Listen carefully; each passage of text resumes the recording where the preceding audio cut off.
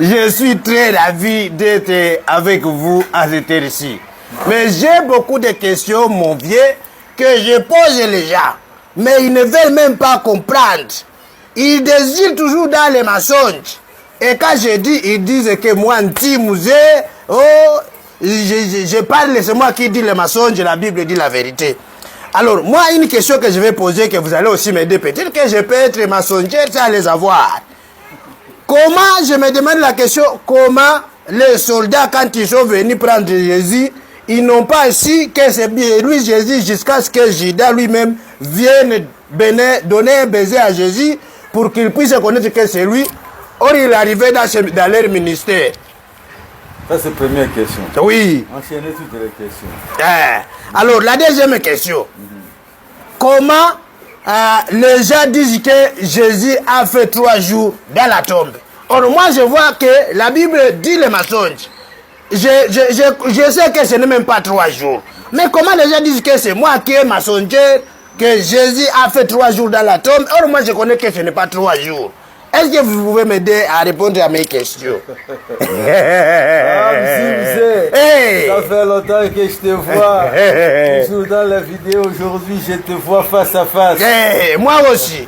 Tout à fait. Hey. Bon, écoutez, moi aussi, ces gens qui se disent, tantôt il est Dieu, il est le Fils de Dieu, et que finalement on ne sait pas qui il est au juste, ce sont des menteurs, comme tu le sais. Cet homme, s'il était vraiment Dieu, on ne pouvait pas utiliser des signes de baiser pour qu'ils arrivent à découvrir quelqu'un qu'ils ne connaissaient pas. Parce que si Jésus était réellement Dieu, c'est tout à fait normal qu'il soit le connaisseur de tout. Il n'avait pas besoin d'utiliser des bergers pour... Non. C'est farfelu tout ça.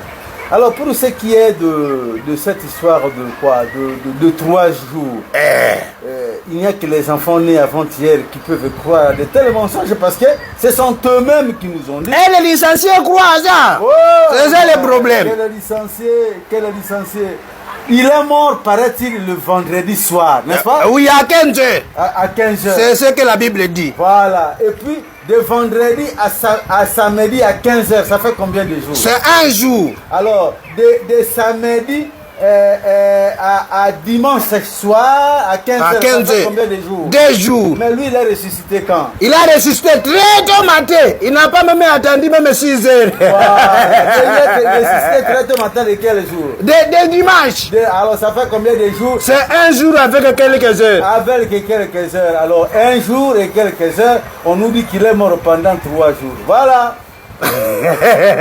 Alors, et tous les gens croient que c'est la Bible qui dit la vérité. Les gens, ça, ce sont des enfants. Les enfants nés avant-hier, ils évoluent dans la poche. C'est malheureux.